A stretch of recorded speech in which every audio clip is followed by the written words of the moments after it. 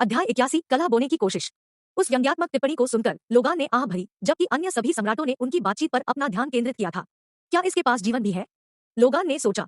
और इसका आपके साथ क्या लेना देना है? सम्राट एर्टन ने नाराजगी में पूछा। उसके पास इन कुछ दिनों में सम्राट ट्राइटर की बुलिश पर्याप्त मात्रा थी, जो सन की टिप्पणियों से भरी हुई थी। इसका मेरे साथ कोई लेना देना नहीं है, लेकिन यह निश्चित रूप से ऐसा लगता है कि इसने आपके साथ सब कुछ है। सम्राट ट्राइटर ने व्यंग्य किया। तुम्हारा क्या मतलब है? सम्राट एस्टन की आवाज गंभीर हो गई क्योंकि उसने अपनी आंखें बंद कर ली। क्या यह स्पष्ट नहीं है? वह नीच नौकर 5वें स्थान पर है। ऐसा लगता है कि वह अपनी नौकरानी द्वारा पूरी तरह से बहकाया गया है कि उसके पास अपने जानवरों का शिकार करने का भी समय नहीं है।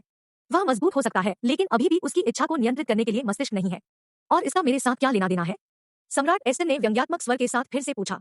मैंने सुना है कि आपने अपनी बेटियों में से एक उसे उपहार में दी है, तो मुझे लगता है कि यह उसकी स्थिति को नौकरानी से भी कम बनाता है। ये जे सम्राट ट्राइटर मजाकिया लहजे में हंसे। शर्ली जिसने यह सुना, नाराजगी में नाक भौं सिकोड़ने के अलावा कुछ नहीं कर सका। तुम? सम्राट एस्टन लगभग भड़क गए जब।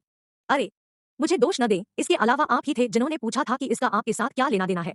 यदि आप दोषी होने जा रहे हैं, तो आप लोरेट सम्राट को भी दोष दे सकते हैं। सम्राट ट्राइटर ने व्यंग्य किया।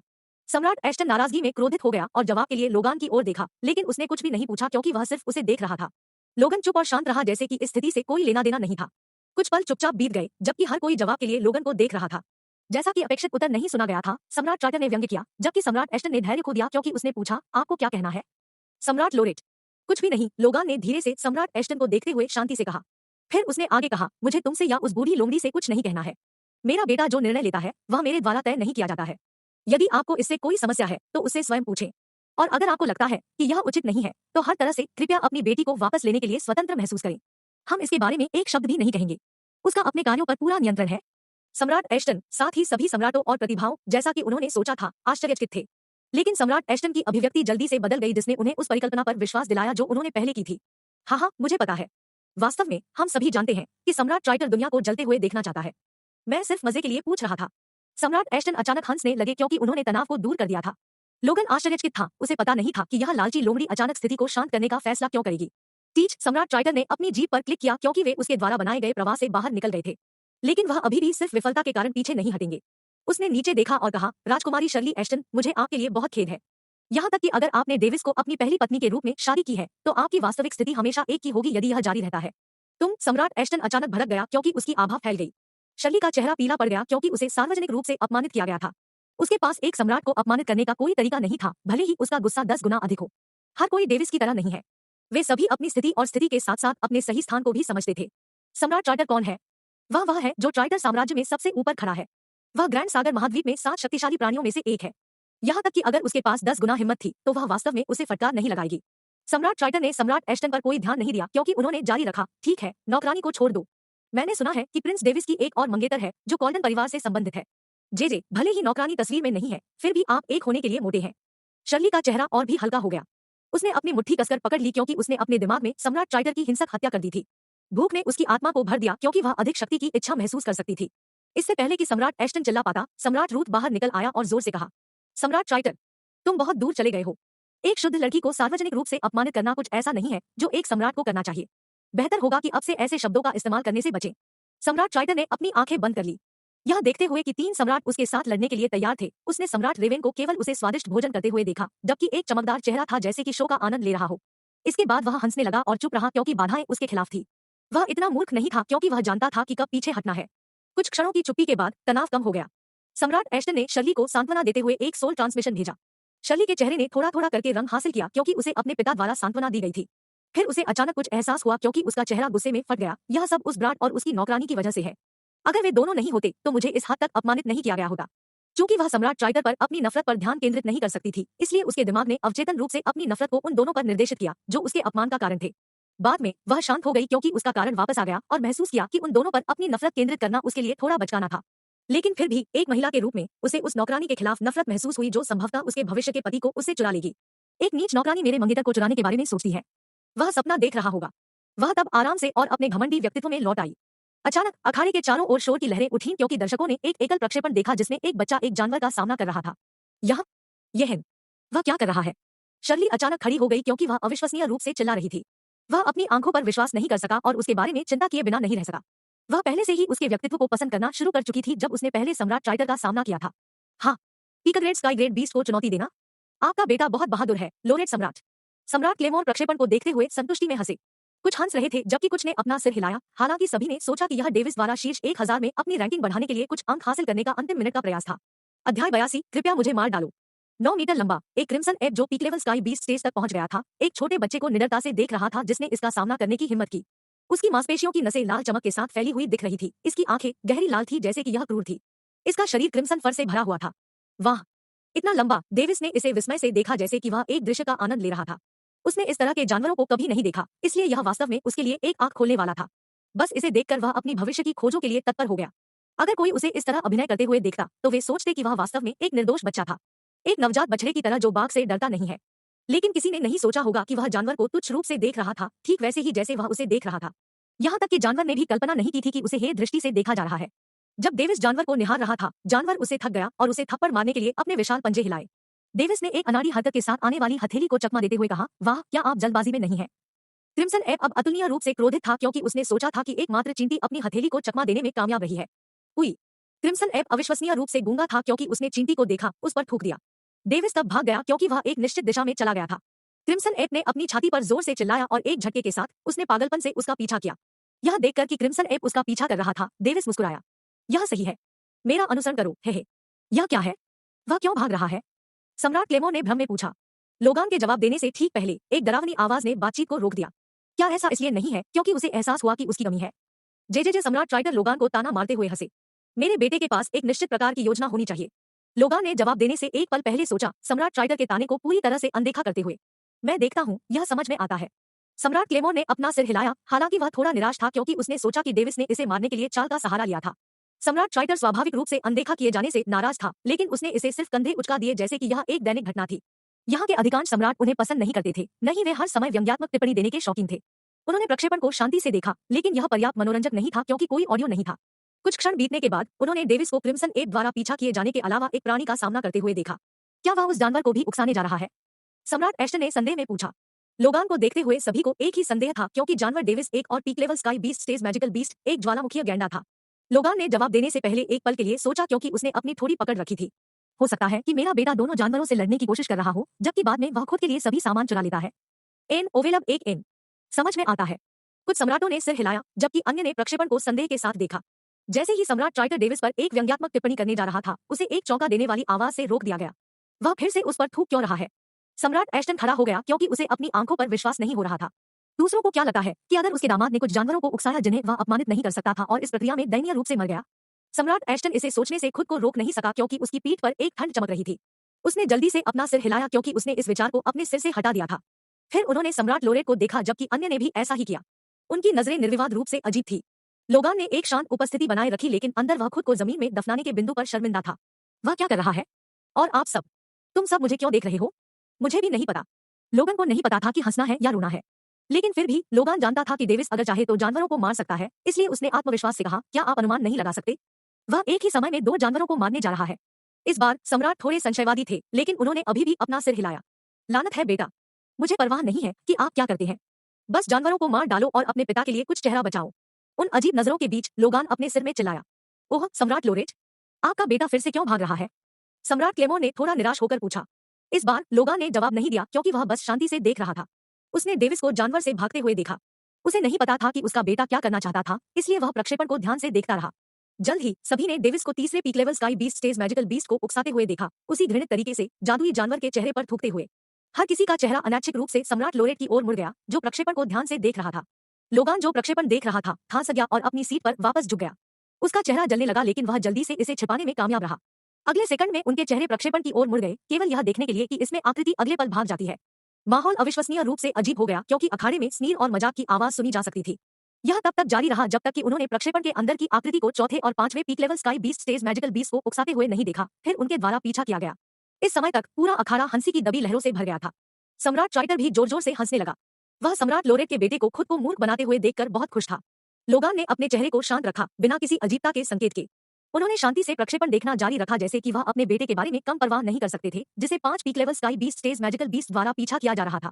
लेकिन उसके दिल के अंदर वह चिल्ला रहा था, कृपया मुझे मार डालो, मैं इस अपमान को अब और सहन नहीं कर सकता।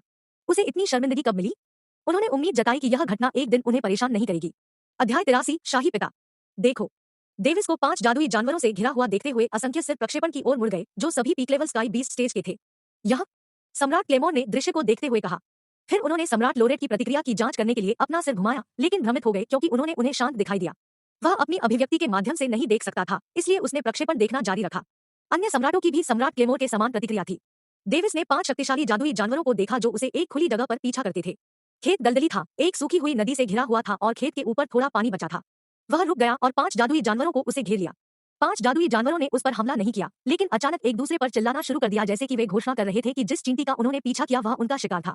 डेविस अचानक हास्यपूर्ण दृश्य को देखकर हंसे। उसे अंदाजा नहीं था कि यह इस तरह की स्थिति में बदल जाएगा।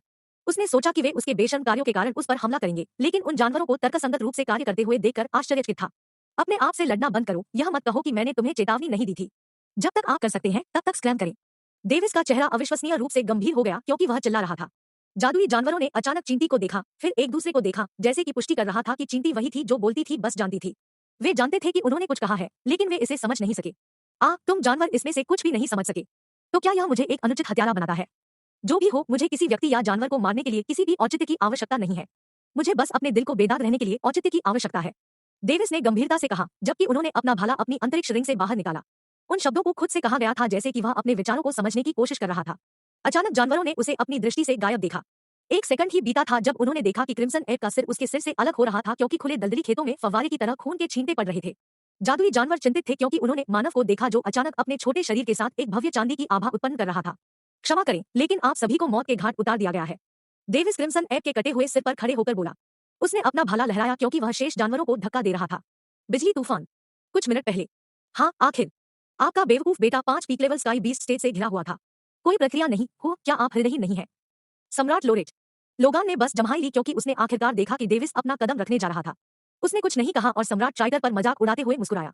हम देखेंगे कि जब आपका बेटा बुरी तरह से मर जाता है तो आप कैसे हंसते हैं। सम्राट ट्राइटर ने कहा। कुछ सम्राटों ने एक अशुभ टिप्पणी करने के लिए उसे घूरा, जैसे कि वे उसे पहले से ही अपना मुंह बंद करने की चेतावनी दे रहे थे। सम्राट ट्राइटर स्वाभाविक रूप से मूर्ख नहीं था। वह बस उस स्वागत से अंधा हो गया था जो ये लोग उसे दे रहे थे। उन सभी ने उनकी बातों को नजरअंदाज कर दिया, जिससे उन्हें कुछ शब्दों को वापस नहीं लेने के लिए परेशान किया गया जिन्हें नहीं कहा जाना चाहिए। सम्राट ट्राइटर ने हमेशा अपने साम्राज्य में अपना रास्ता बनाया। किसने उसे लूटने की हिम्मत नहीं की? वह जैसा चाहता था वैसा ही करता था और अगर किसी को शिकायत होती थी तो वे केवल चुप रह सकते थे या बाद में झूठे आरोपों के लिए मार दिए जाते थे। इस तरह वह एक सम्राट के रूप में रहते थे। और यहाँ यह सिर्फ विपरीत था। कोई भी उन पर कोई ध्यान नहीं दे रहा था, जिससे वह इतने नाराज हो गए कि अब उनकी टिप्पणियों की परवाह नहीं कर रहे थे। फिर उन्होंने प्रक्षेपण को देखने के लिए अपने सिर वापस घुमाए, केवल क्रिम्सन एब के सिर को एक पल में अलग होते हुए देखा। मुख्य क्षेत्र में सन्नाटा छा गया क्योंकि वे उसे कटे हुए सिर के ऊपर खड़े देख रहे थे। फिर उन्होंने उसे लाइटनिंग स्टॉर्म तकनीक को सक्रिय करते हुए देखा, जिसने जानवरों को नुकसान नहीं पहुंचाया लेकिन उन्हें थोड़ा लकवाग्रस्त कर दिया। जब तक उन जानवरों को हिलने डुलने की ताकत मिलती तब तक 2 सिर फिर से भयानक तरीके से अलग हो चुके थे। जैसे ही उन्होंने अविश्वास में प्रक्षेपण देखा, जानवरों के शेष 2 सिर अगले 10 सेकंड में अलग हो गए, जैसे कि यह भाला उपयोगकर्ता के लिए एक अविश्वसनीय रूप से आसान उपलब्धि थी। प्रतिभाओं का जबड़ा गिर गया था, जबकि सम्राट और अन्य प्रमुख बड़े अविश्वास में प्रक्षेपण को देख रहे थे। कुछ पल की चुप्पी बीत गई जब शर्ली ने अपना सिर हिलाते हुए एक अविश्वसनीय तरीके से बुदबुदाया। Silver stage. सिल्वर स्टेज और केवल 10 साल पुराना। अन्य सम्राटों के पास भी वही विचार था जो वे डेविस को देखते थे। सम्राट ट्राइटर ने अपनी आंखें बंद कर ली क्योंकि डर उस पर रेंगने लगा क्योंकि उसे अपनी पीठ में ठंड महसूस हुई। मुझे इस बच्चे को बड़े होने से पहले मार देना चाहिए। डेविस को जादुई जानवरों के कोट इकट्ठा करते हुए देखते हुए उसकी आंखें ठंडी हो गई। लेकिन भले ही यह अविश्वसनीय था, तथ्य थे। सम्राट रूथ ने खड़े होकर अपने हाथों को पकड़ लिया। एक विलक्षण व्यक्ति को जन्म देने के लिए लोरेट सम्राट को बधाई। ऐसा लगता है कि हम अपनी बेटी जैसी एक और आकृति का जन्म देखेंगे। वास्तव में एक डैशिंग फिगर। सम्राट क्लेमोर ने भी टिप्पणी की क्योंकि उन्होंने अनुमोदन में सिर हिलाया। कोई आश्चर्य नहीं कि उसने सम्राट ट्राइटर के साथ झगड़ा करने की हिम्मत की। वह हमारे स्तर तक पहुंचने से बहुत दूर नहीं है। सम्राट रॉस ने भी सिर हिलाया लेकिन अचानक थोड़ा विचलित महसूस किया क्योंकि उसने डेविस को अपनी बेटियों में से एक को पेश करने से पहले सम्राट एस्टन के साथ प्रतिस्पर्धा नहीं की थी। हाँ, अच्छा, अच्छा, अच्छा। सम्राट एस्टन खुशी से हंसे क्योंकि वह अतुलनीय रूप से खुश थे। सम्राट ट्राइटर। उन्होंने अपनी नौकरानी के साथ तय किया और उनका मार्गदर्शन किया। इसका कारण यह था, उन्हें चौथे स्टेज 20 से लड़ने की अपनी क्षमताओं पर भरोसा था। लोगान ने सम्राट ट्राइटर का मजाक उड़ाते हुए राजसी ढंग से कहा। सम्राट ट्राइटर के चेहरे पर एक भद्दा भाव था।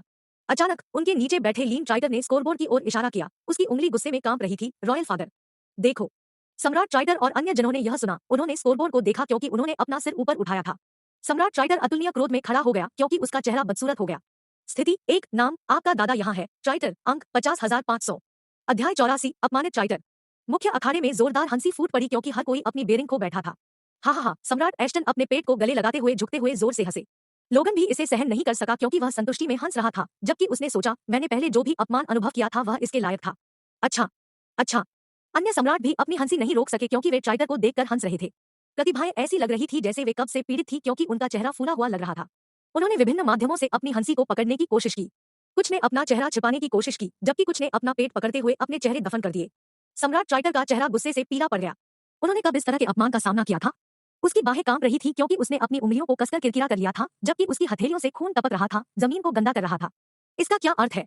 लोगान लोरेट, उनका स्वर अतुलनीय रूप से ठंडा था क्योंकि इसने जो भी इसे सुना उस पर हाड़ कंपा देने वाला प्रभाव पैदा करता था। हे, क्या तुम वही नहीं थे जिसने उसे उसकी क्षमताओं पर संदेह करते हुए प्रारंभिक परीक्षा में भेजा था? देखो, क्या वह अच्छा नहीं है? वह आपको अपनी शुभकामनाएं भेजना भी नहीं भूलता था। लोगान ने गंभीर स्वर में कहा। उसका चेहरा ऐसा लग रहा था जैसे वह समझाने में अविश्वसनीय रूप से ईमानदार था।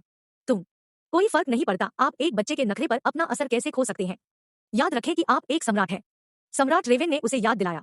सम्राट ट्राइटर ने अपने दांतों को किरकिरा कर लिया क्योंकि उसने केवल फिर से क्रोध करने के लिए घृणा में प्रक्षेपण को देखा। तुम मौत को गले लगा रहे हो। प्रक्षेपण से पता चला कि डेविस के आसपास की जमीन खून के अक्षरों से भरी हुई थी। मुझे आशा है कि आपको मेरा वर्तमान पसंद आया होगा, पोता। इतना ही नहीं, डेविस को बेफिक्र तरीके से उनकी तरफ हाथ हिलाते हुए देखा जा सकता था। अखाड़े में निरंतर हंसी का एक और दौर शुरू हुआ क्योंकि प्रतिभाएं वास्तव में खुद को हंसने से रोक नहीं सकी। अचानक सम्राट ट्राइटर ने अपनी बेयरिंग वापस ले ली और शांति से अपनी सीट पर बैठ गया। फिर उसने धीरे से कहा, तुम लोगों के साथ तर्क करना बेकार है, कोई जल्दबाजी नहीं। मैं आपके प्यारे बेटे के यहाँ आने का इंतजार करूंगा। जैसे ही उसने अपने अपमान के बारे में सोचा, उसकी आंखें हत्या के इरादे से चमक उठी। वह शांत होने का कारण यह था कि उसने पहले से ही डेविस को मारने की योजना बनानी शुरू कर दी थी। एक योजना जो डेविस के लिए अच्छी तरह से योग्य और अपमानजनक थी। लोगान, सम्राट एश्टन और सम्राट रूथ ने अपनी आंखें बंद कर ली। अन्य सम्राट भी सम्राट ट्राइटर की आंखों में हत्या के इरादे को देख सकते थे, लेकिन वे चुप रहे क्योंकि यह उनसे संबंधित नहीं था। सम्राट लोरेट, अगर वह आपके बेटे पर एक कदम उठाता है, तो जान ले कि यह सम्राट आपके बेटे को भागने में मदद करने में आपकी सहायता करेगा। सम्राट रूथ ने लोगान को एक आत्मा संचरण भेजा।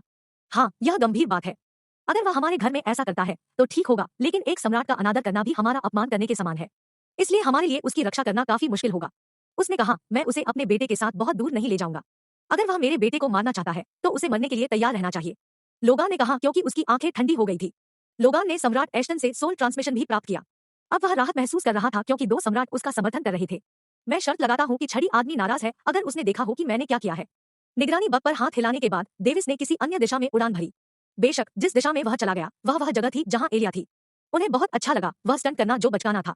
वह जानता था कि वह अनावश्यक रूप से सम्राट ट्राइटर को उकसा रहा था, लेकिन वह जानता था कि किसी को अपने दुश्मनों को लंबे समय तक जीवित नहीं रहने देना चाहिए। इसलिए उसने उसे उकसाने में जोखिम की छलांग लगाई। ट्राइटर के बारे में डेविस की धारणा यह थी कि एक व्यक्ति जो अपने दुश्मनों को मारने के लिए किसी भी साधन को अपनाएगा। अब फ्यूचर द्वारा विज्ञापन। जैसे ही वह उस स्थान पर गया जहां एलिया थी, उसने देखा कि बहुत सारे प्रतिभागी अभी भी कुछ जानवरों का शिकार कर रहे हैं। अचानक वह रुक गया क्योंकि उसने एवलिन को देखा जो पीक लेवल अर्थ बीस्ट स्टेज मैजिकल बीस्ट से जूझ रहा था। एवलिन के खिलाफ एक गहन लड़ाई में जाने के दौरान जानवर उदास लग रहा था। इसका फर लाल रंग का था और पीठ रेजर नुकीली थी। उसकी एक आंख कट गई थी, जबकि उसकी दो पूंछों में से एक कट गई थी। एक दो पूंछ वाला लाल बाघ। डेविस लगभग मृत जानवर को देखते हुए बुदबुदाया। एवलिन ने अपने हाथों में एक तलवार पकड़ी थी जो जानवर के खून से लाल रंग से रंगी हुई थी। जानवर। उसने अपनी सोनिक तकनीक डाली जिसने पहले से ही बाघ को हुए नुकसान को बढ़ा दिया। रोवरारार जानवर दहाड़ता है क्योंकि उसे अपने सिर में दर्द महसूस होता है, जबकि साथ ही उसने अपनी एकमात्र कामकाजी आंख बंद कर ली है। विकल्प सूचक। जानवर का सिर अलग हो गया क्योंकि सिर उड़ गया और डेविस के पास उतरा। डेविस, एवलिन ने एक परिचित सिलहूट देखा और संदिग्ध रूप से पुकारा। डेविस अपनी दृष्टि की सीमा के अंदर चला गया। आखिरकार हर जगह लगातार कोहरा था। डेविस को अपने सामने खुद को दिखाते हुए देखकर उसके दिल को आराम मिला। आखिरकार वह इस जगह पर अकेली थी, एक जानवर का शिकार कर रही थी। अगर उसने एक अस्पष्ट सिलहूट देखा जो एक बच्चे की तरह दिखता था, तो वह डर जाती अगर उसे नहीं पता होता कि डेविस जैसा बच्चा दूसरे दौर में भाग ले रहा था। यह एक अच्छी हत्या थी। डेविस ने टिप्पणी की क्योंकि वह उसके पास आया था। उन्होंने कहा, ओह, मैं इसे करीब से नहीं लड़ सकता था, इसलिए मैंने उस तकनीक का इस्तेमाल किया जो अंतर को दूर करने के लिए आपके खिलाफ अप्रभावी थी। और प्रभावी रूप से मैं एक अलग करने में सक्षम था। उसके शरीर के बहुत सारे अंग। जब एवलिन ने उसे देखा तो वह बहुत घबरा गई। इसलिए इसे छिपाने के लिए उसने यह समझाने की कोशिश की कि उसने क्या किया था। हम, उसके साथ कुछ गलत है। वह परेशान क्यों हो रही है? इसका कोई मतलब नहीं है। डेविस ने सोचा कि उसने उसे बेचैन होते हुए देखा। उन्होंने मजाक में हंसते हुए पूछा कि जैसे ही उन्होंने विषय बदला, दूसरा दौर लगभग समाप्त हो रहा है, हम एक साथ यात्रा क्यों नहीं करते? जरूर, एवलिन ने कहा कि वह जल्दी से जानवर के पास अपना कोर निकालने के लिए गई। लेकिन फिर उसे कुछ याद आया क्योंकि उसने जारी रखा, मेरी टीम भी पास में है, हमें तब एक साथ आगे बढ़ना चाहिए। ठीक है, डेविस को कोई आपत्ति नहीं थी, हालांकि उसे लगा कि उसने उस पल में कुछ खो दिया था। फिर उसे एक सेकंड बाद इसका एहसास हुआ क्योंकि उसे गहन पछतावा महसूस हुआ। बकवास, मैंने एवलिन के साथ अकेले रहने के लिए अपना समय खो दिया। अध्याय 85, एक छोटी सी चैट।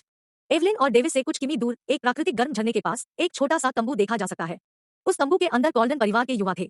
लानत है, क्रिम्सन एप का यह भुना हुआ मांस निश्चित रूप से स्वादिष्ट है, उनमें से एक युवक चिल्लाया। बहुत बुरा, हम कोई मसाला नहीं लाए। एक और युवक उदास होकर बुदबुदाया। किसी कारण से, किसी खास व्यक्ति की वजह से माहौल काफी अजीब था। हाँ, ज़ारा पर आओ, खुश हो जाओ, एक राजकुमार पर प्रतिस्पर्धा करना काफी सामान्य है। कोई भी आपको नीचा नहीं देखेगा। हर किसी के लिए। आखिरकार आपको अपने भविष्य के लिए एक रास्ता बनाने के लिए खुद पर निर्भर रहना होगा। केंट कॉल्डन ने निराश और दुखी ज़ारा को देखा, जो जानवरों के शिकार को छोड़कर शेष दिनों के लिए खुद नहीं थी, जो उसका एकमात्र तनाव राहत था। ज़ारा ने यह सुनते ही अपना चेहरा उठा लिया, फिर उसने अपनी आंखें बंद कर ली और केंट को एक दुखी भाव के साथ देखा। अगर यह आपके लिए नहीं होता तो क्या मैं अपने विचारों पर भी काम करता? मेरे पास मूल रूप से उसे अपमानित करने की कोई योजना नहीं थी, लेकिन आपके हस्तक्षेप के साथ मैं अब उसके लिए एक बाधा हूँ। वास्तव में आपने हमारे गैरमौजूदा रिश्ते को भी पूरी तरह से खत्म कर दिया होगा। केंट ने हंसते हुए कहा, ठीक है, अगर आप चिंतित हैं कि एवलिन आप पर एक कदम उठाएगा तो आपको इसके बारे में चिंता करने की आवश्यकता नहीं है। जहां तक मुझे पता है वह उस तरह की व्यक्ति नहीं है। ज़ारा उसे व्यंग्य से देखकर मुस्कुराई, जहां तक तुम जानते हो। इसका मतलब है कि आप निश्चित नहीं है। केंट का मुंह बंद हो गया क्योंकि उसने सोचा, ठीक है, मैं आपको कैसे समझूं, महिलाओं। एक पल आप सभी दयालु हैं और अगले ही पल आप बोलकर जाने का फैसला करते हैं। नहीं नहीं, आपको वास्तव में चिंता करने की जरूरत नहीं है। मैं आपको आश्वस्त कर सकता हूँ। यकीन दिलाओ, क्या तंबू के अंदर एक शांत आवाज गूंज रही थी जिसने सभी को चिंतित कर दिया। लेकिन वे जल्द ही शांत हो गए क्योंकि उन्होंने इस आवाज को पहचान लिया था। एवलिन, तुम वापस आ गए हो। केंट कॉल्डन खड़ा हुआ और तंबू से बाहर निकल गया क्योंकि अन्य लोग भी उसका अनुसरण कर रहे थे। मैंने एक पीक लेवल अर्थ बीस्ट स्टेज मैजिकल बीस्ट का शिकार किया। मेरी रैंक अब 32वीं है ना? केंट और अन्य लोग आश्चर्यचकित थे। उसकी रैंक पर नहीं, बल्कि उसके बगल में छोटा बच्चा। प्रिंस डेविस, हमारे लिए फिर से मिलना क्या संयोग है। आपको एवलिन के साथ रहने के लिए वास्तव में दुखी होना चाहिए। केंट जितना चतुर था, उनके बीच चीजों को गर्म करना नहीं भूलता था।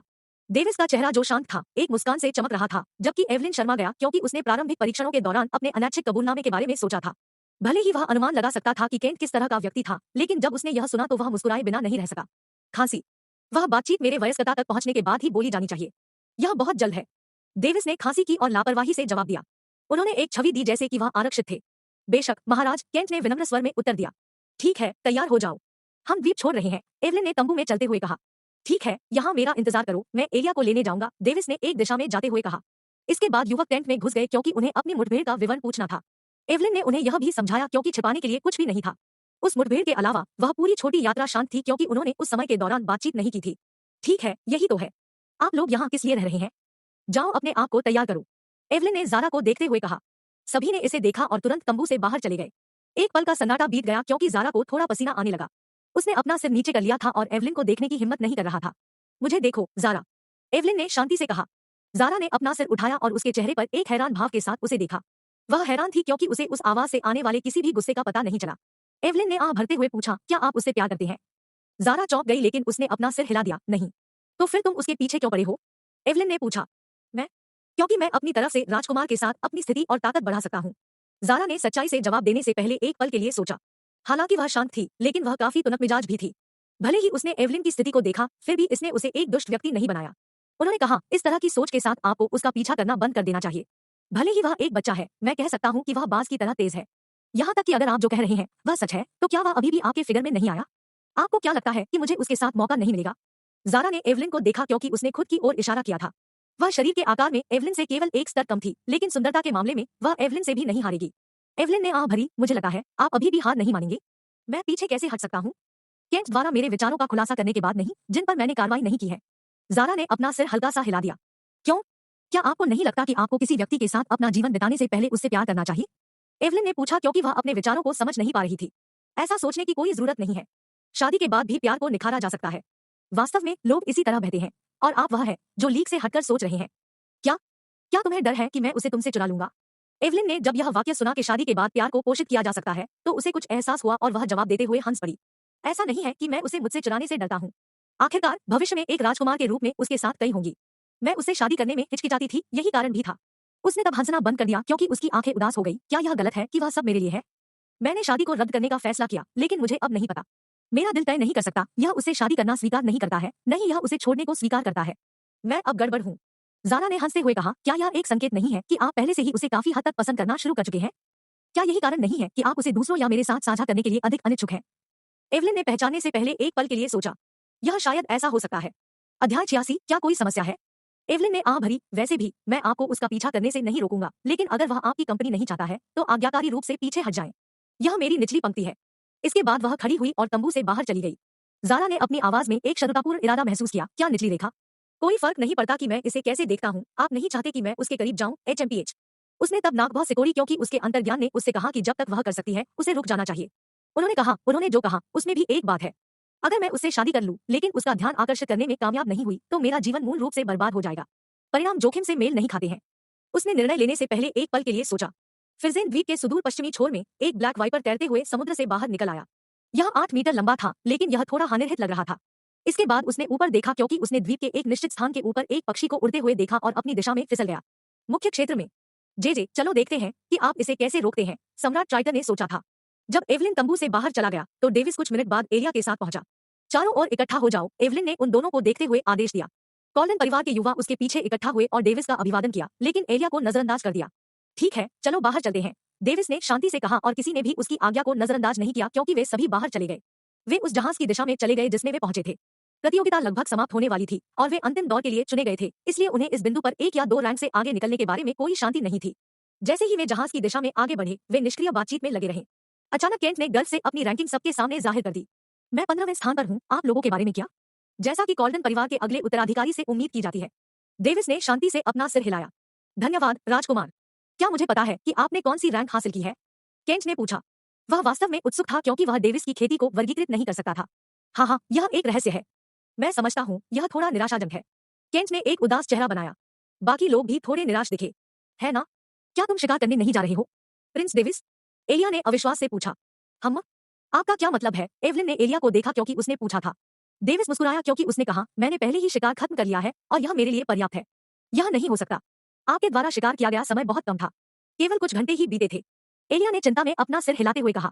nov.lb में एलिया के दृष्टिकोण से डेविस उसे मार्गदर्शन करके पूरे समय शिकार करने में मदद कर रहा था और वह कुछ घंटों के लिए जादुई जानवरों का शिकार करने के लिए निकला था।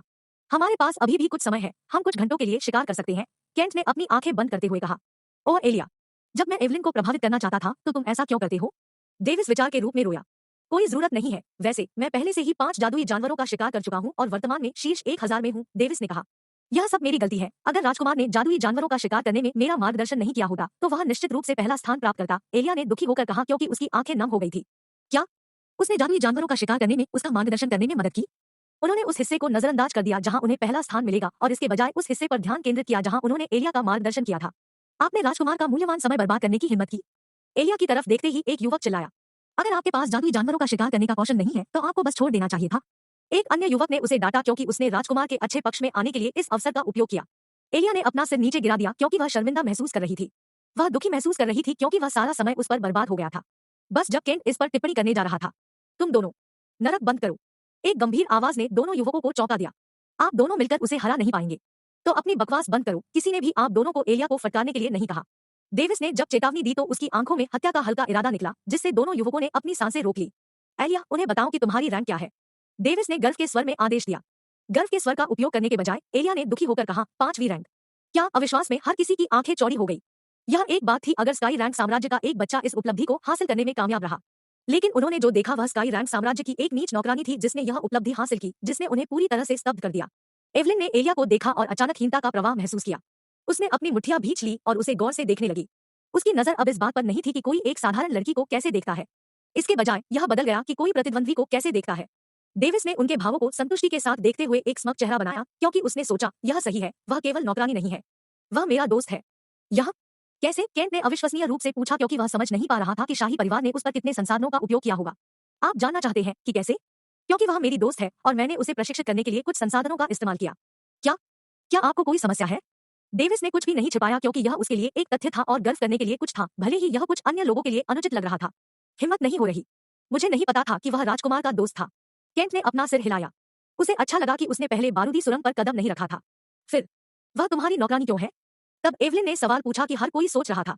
डेविस ने अपनी आंखें बंद कर ली। वह मूल रूप से मेरी नौकरानी के रूप में भर्ती हुई थी। बाद में मैंने उसके साथ दोस्ती की। क्या कोई समस्या है? नहीं, कोई बात नहीं, केंट ने मुस्कुराते हुए कहा और सोचा, समस्या मेरी। यह नौकरानी के लिए सार्वजनिक फांसी का मामला है। अध्याय 87, एक आत्मा पशु चरण जादुई जानवर के साथ मुठभेड़। केंट के गंदे चेहरे को देखते हुए डेविस समझ गया कि वह क्या सोच रहा था और कहा, यदि आप चिंतित हैं कि क्या उसे सजा का सामना करना पड़ेगा तो आपको इसके बारे में चिंता करने की आवश्यकता नहीं है। अगर कोई उसे सजा देना चाहता है तो उन्हें मेरे माध्यम से जाना होगा। इसके अलावा यदि आप खेती की प्रतिभा के बारे में बात कर रहे हैं तो यह मेरे पिता की तुलना भी करता है, इसलिए उसे संसाधन प्राप्त करने का मामला पूरी तरह से उचित है। अन्य लोग सिर हिलाए बिना नहीं रह सके क्योंकि उसकी प्रतिभा निर्विवाद रूप से आश्चर्यजनक थी। एलिया के प्रति हर किसी का रवैया बदल गया, लेकिन उनके पास अभी भी एक श्रेष्ठता परिसर था जो उन्हें उसके साथ संवाद करने से रोकता था। वे जहाज के आधे रास्ते में थे जो द्वीप के दक्षिण छोर में डॉक किया गया था जब अचानक एलिया की ओर एक अंधा गति से गोली मारते समय दूर से एक काली रोशनी चमकी। देखो, एवलिन डर से चिल्लाया जब उसने चमकती अंधेरी रोशनी को देखा। जब एलिया ने इसे देखा तो वह पहले से ही अंधेरे प्रकाश की सीमा के पास थी। आने वाले खतरे के लिए उसकी प्रतिक्रिया घबराहट के बजाय शांत थी। जब गहरे काले रंग की रोशनी उसके माध्यम से छेद करने जा रही थी तो उसका हाथ डेविस द्वारा पकड़ लिया गया क्योंकि वह उसके साथ रास्ते से कूद गया था। अंधेरा प्रकाश उनके पास से उड़ गया और एक ऐसी दिशा में उतरा जहां कई झाड़ियां और खरपतवार थे। यह क्या है? केंट और अन्य लोग अलर्ट पर चले गए। उनमें से कोई भी अंधे प्रकाश को महसूस नहीं कर सका। अगर एवलिन की समय पर चेतावनी नहीं थी तो उन्होंने सोचा कि वे अपनी जान गंवा सकते थे। झाड़ियां ऐसे हिल रही थी जैसे उसमें से कोई चीज निकल रही हो। डेविस ने पहले ही देख लिया था कि अंधेरा प्रकाश कैसा दिखता था, भले ही अन्य केवल काले प्रकाश की एक झलक पाने में सक्षम थे। एक मध्यस्तरीय आत्मा जानवर से जादुई जानवर। कोई रास्ता नहीं, इस तरह के एक जादुई जानवर को यहाँ नहीं होना चाहिए। डेविस उसके सिर में चिल्लाया, पीछे हटो। डेविस ने अपनी आंखें बंद करते हुए तुरंत एक आदेश दिया। जब उन्होंने खतरे के स्रोत की जांच करने के लिए अपने सोल सेंस का इस्तेमाल किया तो उन्होंने इसे इन्वर्टेड हानिरहित वाइपर के रूप में पहचाना। एक अस्तित्व जिसे दो व्यक्तित्वों के रूप में देखा गया था, एक वश और एक हिंसक व्यक्तित्व। वह अपने मालिक के प्रति आज्ञाकारी था और अपने दुश्मनों के प्रति हिंसक था। इस सटीक प्रकृति के कारण यह एक निश्चित साम्राज्य के रईसों के बीच लोकप्रिय था। कोई फर्क नहीं पड़ता कि उसने कैसे सोचा, उसे इस द्वीप पर इस तरह के जादुई जानवर के अस्तित्व का कोई कारण नहीं मिला। अगर ऐसा है तो यह उस ट्राइटर का होना चाहिए। है, मुझे उम्मीद नहीं थी कि प्रतिशोध बहुत जल्द आएगा। डेविस मुस्कुराया क्योंकि उसने सोचा था। हालांकि उनकी मुस्कान उनमें से एक थी जिसमें शीतलता की बू आ रही थी। एलिया और अन्य लोग जो मूर्ख थे जल्दी से पीछे हट गए क्योंकि उन्हें उन पर हमला करने वाले जादुई जानवर से दबाव महसूस हुआ। इन्वर्टेड हानिरहित वाइपर ने खुद को एक निश्चित व्यक्ति के खिलाफ फेंक दिया। एलिया, रास्ते से हट जाओ। डेविस गुस्से में चिल्लाया। वह उसे पकड़ नहीं सका क्योंकि वाइपर उससे तेज था। एलिया ने यह सुना कि उसने उसके पीछे नहीं देखा क्योंकि वह पागलों की तरह चकमा दे रही थी, क्षैतिज रूप से अपनी स्थिति से दूर जा रही थी। आह, एलिया दर्द से चिल्लाई। उल्टे हानिरहित वाइपर ने एलिया के बछड़े से मांस का एक टुकड़ा काट लिया क्योंकि वह उसके पास से सीटी बजा रहा था। डेविस ने अपना भाला निकाला क्योंकि उसकी आंखें चौड़ी हो गई थी जबकि उसका दिल ठंडा हो गया था। भयानक बदलाव। डेविस की चांदी की आभा अचानक एक शुद्ध अंधा रूप में फूट पड़ी जबकि उसकी आभा की शुद्धता एक जबरदस्त मात्रा में काफी बढ़ गई। उनका भाला एक चमकदार चांदी की आभा से चमक रहा था क्योंकि उन्होंने इसे अत्याचारी आभा प्रवर्धन के साथ प्रभावित किया था। मर जाओ तुम नीच वाइपर, डेविस ने इसे रोक दिया जबकि उनकी गति बेसिक चेंज तकनीक का उपयोग करने से बढ़ गई। बेसिक चेंज तकनीक अत्याचारी शरीर के रहस्यों की चौथी परत तकनीक की क्षमता थी। यह विशुद्ध रूप से शरीर की आभा को एक अनियंत्रित अवस्था में बदल देता है जो आभा की शुद्धता और मात्रा को बढ़ाता है, जिसके परिणामस्वरूप थोड़े समय के लिए बेहतर युद्ध कौशल होता है। Slash pierce. उन्होंने अपने गुस्से के लिए इन्वर्टेड हानिरहित वाइपर पर कई बार अपना भाला लहराया और इसे काफी हद तक घायल कर दिया। वाइपर दर्द से करा रहा था क्योंकि वह डेविस को हिंसक रूप से देख रहा था। उसकी हीरे के आकार की आंखें चमक रही थी, एक ही समय में चमकदार और हिंसक थी। इसने अपना मुंह खोला और अपनी जीभ के लंबे छोर से जहर थूका। डेविस ने आने वाले हमले को चकमा दिया जबकि यह झाड़ियों पर गिर गया और उन्हें विकृत कर दिया। डेविस ने इसे देखा, उसकी आंखें चौड़ी हो गई क्योंकि उसे पसीना आने लगा। सौभाग्य से जिस दिशा को उसने चकमा दिया उसने उसे उल्टे हानिरहित वाइपर के पास पहुंचने में मदद की। उसने तेजी से अपना भाला उसके सिर में घुसा दिया। खून के छींटे पड़े और जमीन पर बिखर गया क्योंकि उसका शरीर जम गया था। डेविस ने अपनी तकनीक को निष्क्रिय कर दिया क्योंकि उसने हवा के लिए निगलना शुरू कर दिया था। हालांकि बेसिक चेंज तकनीक उनके युद्ध कौशल को बढ़ाती है, लेकिन यह उनके शरीर पर भी कुछ दबाव डालती है। खून जमीन पर गिर गया क्योंकि एक कमजोर शरीर ने दर्द में अपनी बाह पकड़ ली जबकि बिना किसी आवाज के दर्द को सहन करने की कोशिश भी की। डेविस तुरंत एलिया के पास पहुंचे और जल्दबाजी में पीक लेवल अर्थ ग्रेड पिल, एक त्वरित कायाकल्प गोली खिलाई। एलिया ने दर्द से कराते हुए जल्दबाजी में गोली निगल ली और निगल ली। मांस के जिस हिस्से को काटा गया था उससे पहले कुछ पल बीत गए, क्षणों में ठीक होने लगे। हालांकि रिकवरी की दर दिखाई दे रही थी लेकिन यह बहुत धीमी थी। खून की कमी और पहली बार गंभीर चोट का सामना करने के कारण एलिया की आंखें गिर गईं और वह थोड़ी विचलित लग रही थी। इस डिग्री की चोट ने उसके जुनून को कम कर दिया जिससे उसे एक कमजोर लड़की की तरह महसूस हुआ। शुक्र है यह आपको जहर नहीं दिया। या फिर एक दूसरे विचार पर उन्होंने महसूस किया कि उनके पास कुछ एंटीडोट्स भी है, लेकिन जल्दी से इससे इनकार कर दिया। मुझे नहीं पता कि ये एंटीडोट स्पिरिट स्टेज 20 के जहर पर काम करेंगे या नहीं। डेविस ने लड़ाई के दौरान अपने परिवेश की जांच करने के लिए अपनी आत्मा की भावना का इस्तेमाल किया। उन्होंने देखा कि आसपास के क्षेत्र में कोई निगरानी कीड़े नहीं थे। उन्होंने आकाश में एक अजीब पक्षी को भी देखा जो उससे दूर निगरानी कीड़े का शिकार कर रहा था क्योंकि वह उड़ गया था। तब वह और भी निश्चित हो गया कि यह सम्राट ट्राइटर था जिसने उन्हें स्थापित किया था। एवलिन और अन्य लोग जल्दी से वापस आ गए क्योंकि उन्होंने देखा कि जानवर का दबाव गायब हो गया है। उन्होंने देखा कि डेविस ने एलिया के साथ देखभाल के साथ व्यवहार किया क्योंकि वह उसे आराम दे रहा था, लेकिन उन्होंने इसे नजरअंदाज कर दिया और लाश को देखा, उसके सिर में एक भाला छेद दिया। फिर उन्होंने डेविस को देखा, उनकी आंखें सम्मान और विस्मय से भरी थी। अध्याय 88 निष्क्रिय क्रोध। डेविस एलिया के बगल में बैठ गया क्योंकि उसने उसे उत्साहजनक शब्दों के साथ सांत्वना दी। उसे बहुत अफसोस महसूस हुआ क्योंकि वह उसकी रक्षा करने में सक्षम नहीं था, भले ही वह निकटता में उसके करीब थी। उन्होंने महसूस किया कि जानवर को जल्दी से शामिल नहीं करने के लिए यह उनकी गलती थी जब उन्होंने देखा कि यह एक spirit beast stage magical beast था। इसे शाप दो। काश मुझे पता होता कि इसका निशाना पहली जगह में एलिया थी। उसे अपने आप पर गुस्सा आ रहा था क्योंकि उसने अपनी मुट्ठी भींच ली थी। उन्होंने इस गुस्से को महसूस किया क्योंकि वह मजबूत बनने के लिए अपने प्रियजनों की रक्षा करने का कारण था। उन्हें केवल एक ही लक्ष्य पूरा करना था और वह उसमें असफल रहे। उसने सोचा कि अगर वह अपने प्रियजनों की रक्षा भी नहीं कर सकता है तो वह खेती भी क्यों करे। यह सब सोचकर उसके दिल में नफरत पैदा हो गई। एवलिन ने डेविस और एलिया को देखा, उसे अचानक एक कारण से चिढ़ महसूस हुई। उसने अपनी आंखें बंद कर ली और चुपचाप अपनी चौकस आंखों के माध्यम से उनकी निगरानी करना जारी रखा। मुख्य क्षेत्र में हम वह स्क्रीन अचानक गायब क्यों हो गई? एक व्यक्ति ने देखा क्योंकि उसने संदिग्ध रूप से पूछा था। मुझे नहीं पता, शायद आपको इसके बारे में मेजबानों से पूछना चाहिए। एक अन्य व्यक्ति जो उसके बगल में बैठा था ने उदासीन रूप से जवाब दिया, हाँ, छोड़ दो, यह सिर्फ एक प्रक्षेपण है। वह व्यक्ति कम परवाह कर सकता है। कुछ पल बीतने से पहले उन सभी ने देखा कि कुछ अनुमान अखाड़े से गायब हो गए हैं। क्या हो रहा है? सम्राट लेमो ने संदेह में पूछा। यह निश्चित रूप से अजीब है, मुझे लगता है कि हमें इसकी जांच करने के लिए किसी को भेजना चाहिए, लोगन ने जवाब दिया। वह प्रक्षेपण भी गायब हो गया जहां उनके बेटे को पेश किया गया था। यह सिर्फ कुछ पक्षी हो सकते हैं जो कुछ कीड़े का शिकार करने आए थे। देखो, एक क्षेत्र का केवल एक हिस्सा दिखाई नहीं दे रहा है। सम्राट रेवेन हंसे। उन्होंने कहा, दूसरा दौर जल्द ही समाप्त होगा। हमें चीजों की जांच करने के लिए किसी को क्यों भेजना चाहिए? इसके अलावा अगर हम किसी को भेजते हैं और वे कुछ प्रतिभागियों को बचाने में कामयाब होते हैं तो क्या यह उन प्रतिभागियों के साथ अन्याय नहीं होगा जो अब तक मर चुके हैं? सम्राट ट्राइटन ने पाइप किया। हर कोई उसे अजीब तरह से देख रहा था। उन सभी ने सोचा, उसकी ओर से एक विचारशील टिप्पणी। यह और भी अजीब हो रहा है। लोगान ने अपनी आंखें बंद कर ली। वह जानता था कि सम्राट ट्राइटर कुछ करने के लिए तैयार था, लेकिन वह उस पर अपना हाथ नहीं डाल सकता था। अन्य सम्राटों ने उनकी राय को स्वीकार कर लिया क्योंकि दूसरा दौर जल्द ही समाप्त होने वाला था। सम्राट ट्राइटर ने चुपचाप संतुष्ट होकर अपनी मुट्ठी भींच ली। चलो देखते हैं कि आप उस दुर्दशा को कैसे सहन करते हैं जो मैंने आपकी ओर भेजी थी। ब्रैट, मेरे इन्वर्टेड हानिरहित वाइपर का उपयोग कुछ विशिष्ट लोगों की हत्या करने के लिए किया जाता है, इसलिए कोई भी नहीं जानता कि यह मेरा है। उसके पास उसे मारने का 50% मौका है, जबकि उसके साथ रहने वाले सभी लोगों को खत्म कर दिया जाता है। आखिर इसका जहर मेरी तरह ही घातक है। जे। सम्राट ट्राइटर मानसिक रूप से मुड़ी हुई संतुष्टि में हंसे, जबकि वह मुस्कुराता रहा। उन्हें नहीं पता था कि इन्वर्टेड हानिरहित वाइपर को इसके जहर को बाहर निकालने से पहले ही मार दिया गया था। सौभाग्य से इन्वर्टेड हानिरहित वाइपर अपने आप में मूर्खतापूर्ण रूप से आश्वस्त था और उनसे जूझने के बाद के चरणों में अपने जहर का उपयोग करने के लिए समझा गया, जिसके कारण इसकी त्वरित मृत्यु हो गई। बेशक डेविस ने अपनी शक्ति बढ़ाते हुए उस उल्टे हानिरहित वाइपर को जल्दी से मारने में भी योगदान दिया। अगर ऐसा नहीं होता तो यह एलिया को जहर देकर मारने में सक्षम होता। सम्राट ट्राइटर ने इन्वर्टेड हानिरहित वाइपर के साथ मानसिक संबंध नहीं बनाया क्योंकि वह जानता था कि जब लोग जांच करेंगे तो उन्हें अपने पालतू जानवर के बारे में पता चल जाएगा। इसलिए वह यह महसूस नहीं कर पा रहा था कि यह पहले से ही मर चुका था। इस बीच जिस पक्षी के साथ वह अनुबंधित था, उसने वाइपर को लक्ष्य की स्थिति सिखाने के बाद उड़ान भरी क्योंकि उसने आसपास के क्षेत्र में निगरानी कीड़े को साफ कर दिया था। सम्राट ट्राइटर सभी मुस्कुरा रहे थे। वह एक बेवकूफ की तरह मुस्कुराता रहा, जबकि लाश या ब्राट के दुखी चेहरे को देखने के लिए उत्सुकता से इंतजार कर रहा था। एलिया के घाव 50% ठीक हो जाने के बाद समूह ने जहाज पर अपना रास्ता बनाया। इस बार कोई गड़बड़ी नहीं हुई क्योंकि वे सुरक्षित रूप से जहाज पर पहुंच गए। डेविस पूरे समय शांत था, सिवाय इसके कि उसके मन में एक भयानक क्रोध फूटने वाला था, लेकिन उसने क्रोध के लिए अपना मन खोए बिना उस पर लगाम बनाए रखी। उसकी बुद्धि की उपस्थिति पूरी तरह से सम्राट ट्राइटर पर केंद्रित थी, जबकि वह केवल इस बारे में सोचता था कि उसे कैसे मारना चाहिए। उसने अनजाने में एवलिन की उपस्थिति को नजरअंदाज कर दिया, जो पूरे समय उसके पीछे था। वास्तव में भले ही उसने उसे नोटिस किया, वह केवल उस पर सिर हिलाएगा और उसकी मानसिकता की परवाह करने का समय नहीं होगा। एवलिन अनदेखा किए जाने पर स्पष्ट रूप से परेशान थी, लेकिन वह केवल चुप रह सकती थी क्योंकि डेविस भी पूरे समय चुप था। इसके अलावा उसने यह भी देखा कि वह बहुत शांत था, यह देखते हुए कि उसकी कीमती एलिया अभी बुरी तरह से घायल हो गई थी। एवलिन ने पहले से ही अवचेतन रूप से एलिया को अपने दिल में कहीं अपने प्रतियोगी के रूप में स्वीकार किया था, लेकिन वह अभी भी इसे महसूस नहीं कर सकती थी और इसे अपने दिमाग में स्वीकार नहीं कर सकती थी। उच्च स्थिति के लोग हमेशा कम हैसियत वाले लोगों को हेय दृष्टि से देखते हैं। चाहे जो भी हो, इस दुनिया में वे स्वर्ग चुने हुए बच्चे थे जिनके पास अपना गर्व और श्रेष्ठता परिसर था। उनके लिए किसी ऐसे व्यक्ति को स्वीकार करना आसान नहीं है जो उनसे कम है। वे तब तक नहीं हारेंगे जब तक कि उनका गौरव पूरी तरह से टूट न जाए। इस तरह कुछ घंटे बीत गए और दूसरा दौर आखिरकार समाप्त हो गया क्योंकि गंभीर आवाज एक बार फिर पूरे द्वीप में गूंज रही थी। जो लोग शीर्ष 1000 में हैं, बधाई हो, क्योंकि आप सफलतापूर्वक अंतिम प्रतियोगिता में आगे बढ़ गए हैं, जहां आपको गहन लड़ाई का सामना करना पड़ेगा और विभिन्न साम्राज्यों के शीर्ष अभिजात वर्ग के साथ लड़ने का मौका मिलेगा। तुरंत आधे दिन के समय में जहाज पर लौटें। हम गोटे द्वीप पर लौटेंगे। डेविस और अन्य लोग घोषणा सुनने के बाद जहाज पर सवार हो गए। इसके बाद कई लोग दूर दिखाई दिए।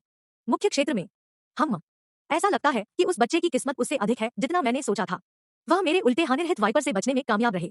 स्कोरबोर्ड देखने वाले सम्राट ट्राइटर ने देखा कि दूसरे राउंड के अंत के बाद डेविस का स्कोर कम नहीं हुआ। यदि डेविस की मृत्यु हो गई तो उसका नाम जो प्रकाश में है धुंधला हो जाएगा, लेकिन निश्चित रूप से जो कोई भी उसके साथ यात्रा कर रहा है उसका घातक अंत हुआ होगा। खासकर इस बार का मुख्य निशाना उस नौकरानी ने एलिया को बुलाया। उसके टुकड़े टुकड़े कर दिए गए होंगे। यह निश्चित रूप से एक दृश्य होता। सम्राट ट्राइटर जानता था कि डेविस को मारना मुश्किल होगा, इसलिए मुख्य उद्देश्य बढ़ती प्रतिभा कुछ निराशा देना था। वास्तव में वह यह भी चाहता था कि वह गर्म सिर वाली प्रतिभा अपराधी को खुद ढूंढ ले ताकि उसके पास बड़े होने से पहले उसे खत्म करने का एक वैध कारण हो। उसे बस इतना करना था कि वह इनकार कर रहा था कि वह वही था जिसने इन्वर्टेड हानिरहित वाइपर भेजा था और डेविस को खुले तौर पर खत्म करने के लिए कुछ और के साथ फंसाया था। एन ओवल एक एन। सम्राट ट्राइटर ने ब्राट के निराश चेहरे के बारे में सोचते हुए हंसकर हंसा। अध्याय 89, मुझे अपनी स्वतंत्रता चाहिए। जहाज ने शीर्ष 1000 किसानों के साथ रवाना होने से पहले प्रतिभागियों के लिए आधे दिन तक इंतजार किया। अन्य प्रतिभागी जो अभी भी जीवित थे उन्हें एक अन्य जहाज में जाने के लिए बनाया गया था जो व्यावहारिक रूप से पिछले जहाज जितना बड़ा था। जिन किसानों ने शीर्ष 1000 में जगह नहीं बनाई उन्हें पछतावा महसूस हुआ क्योंकि उनके सपने चकनाचूर हो गए थे, खासकर उन लोगों के लिए जो शीर्ष 1000वें स्थान के करीब थे। लेकिन फिर भी उन्होंने अपना सिर ऊंचा रखा, बिल्कुल भी शर्मिंदा नहीं, क्योंकि वे अंततः इस स्थिति तक पहुंचने में कामयाब रहे। जब वे अपने कुलों में लौटते हैं या दुनिया भर में घूमते हैं तो उन्हें पहचाना जाएगा और प्रशंसा की जाएगी, चाहे वे कहीं भी जाएं। केवल उच्च स्थिति वाले लोगों को उन्हें अनदेखा करने का अधिकार होगा। इसका क्या मतलब था? इसका मतलब था कि ग्रैंड सागर महाद्वीप की 95% से अधिक आबादी को उनके सामने अपना सिर झुकाना होगा। उनका जीवन अभी व्यावहारिक रूप से सुचारू रूप से नौकायन कर रहा था जब तक कि वे एक ऊंचे पहाड़ से नहीं मिलते। जहाज आखिरकार गोटे द्वीप के तट पर पहुंचने से पहले आधे दिन के लिए रवाना हुआ। जब 1000 किसान जहाज से नीचे उतरे तो वे हरे घास के मैदानों के पास चले गए, जबकि उन्हें कई कुलों, संगठनों और परिवारों द्वारा स्वागत किया गया, जिसने उन्हें काफी हद तक आश्चर्यचकित किया। डेविस ने उन्हें अनदेखा कर दिया। उसका चेहरा अविश्वसनीय रूप से ठंडा था। इस बिंदु पर वह हर उस व्यक्ति के पास से गुजरता था जो उसे पुकारता था। आमतौर पर वह कुछ लोगों के साथ बातचीत करने में बुरा नहीं मानता था, लेकिन एक निश्चित व्यक्ति अब पूरे दिन के लिए उसके दिमाग में रहा है और वह केवल उस कीड़े से छुटकारा पाने के बारे में सोच सकता था। एलिया चुपचाप उसका पीछा करती रही। उसने अनुमान लगाया कि उसके क्रोध का कारण वह थी, लेकिन उसे पता नहीं था कि यह उसकी चोट और अक्षमता के कारण नहीं था, बल्कि एक कीड़े के कारण था जिसने उसकी जान लेने की कोशिश की थी। डेविस की यह चुप्पी उसके लिए बहुत परेशान करने वाली थी। उसे याद आया कि जब वह उसके साथ था तो वह कितना हंसमुख था। NOV.pound.akn। इसके अलावा स्नेह के बजाय उसके पास उसके लिए जो था वह भय, प्रशंसा, सम्मान और स्वामित्व का संकेत था। इसके अलावा जिस तरह से उन्होंने इन 2 वर्षों के दौरान उसकी देखभाल की, उससे उसके दिमाग पर बहुत प्रभाव पड़ा। वह इस चुप्पी को सहन नहीं कर सकती थी क्योंकि यह सिर्फ उसके दिल को और भी अधिक चोट पहुंचा रहा था। बस जब वे अकेले थे, उसने अपने होंठ काट लिए और एक सवाल उठाने का साहस जुटाया, डेविस, कृपया मुझसे बात करें। लेकिन उसके लिए अज्ञात उसके मुंह से जो निकला वह एक सवाल नहीं था, बल्कि एक दलील थी। डेविस ने उसे देखा, उसकी आंखें चौड़ी थी। एलिया ने अपने द्वारा किए गए शब्दों में गलती का एहसास करते हुए रोक दिया। डेविस मुस्कुराया।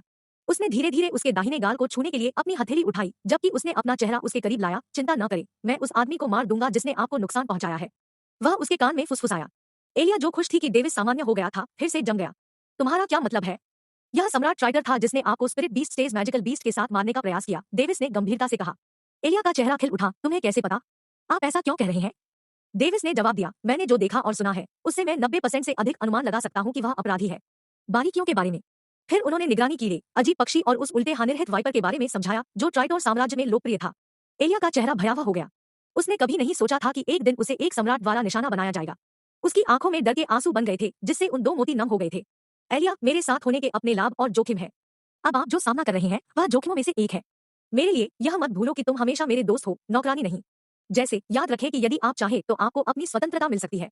डेविस ने बोलते समय उसके हाथों को पकड़ लिया। उसने शुरू से ही अपनी आत्मा के साथ एक ध्वनि अवरोध स्थापित करना सुनिश्चित किया। हालांकि उन्होंने कहा कि यहाँ तक कि उन्हें खुद भी लगा कि अगर वह एक दिन उन्हें छोड़ देती है तो वह उदास महसूस करेंगे। एलिया ने उसकी आंखों को देखा जो उनके लिए एक लालसा रखती थी। उसने सोचा कि वह निर्विवाद रूप से उसे एक सच्चे दोस्त की तरह मानता है, इतना कि उसने एक कमजोर छोटी लड़की की तरह फाड़ना शुरू कर दिया। सच में? क्यों? तुम मेरे लिए इतने अच्छे क्यों हो? वह वास्तव में अभी भी समझ नहीं पा रही थी कि उसके जैसा राजकुमार उसे एक सच्चे दोस्त की तरह क्यों व्यवहार करेगा। वह एक निम्न दर्जे की व्यक्ति, ईमानदारी से उच्च स्थिति के व्यक्ति द्वारा समान व्यवहार किए जाने से उसे डर महसूस हुआ। वह भविष्य की कल्पना किए बिना नहीं रह सकती थी जहां उसने अपना पक्ष खो दिया और अंतः परित्याग का सामना करना पड़ा।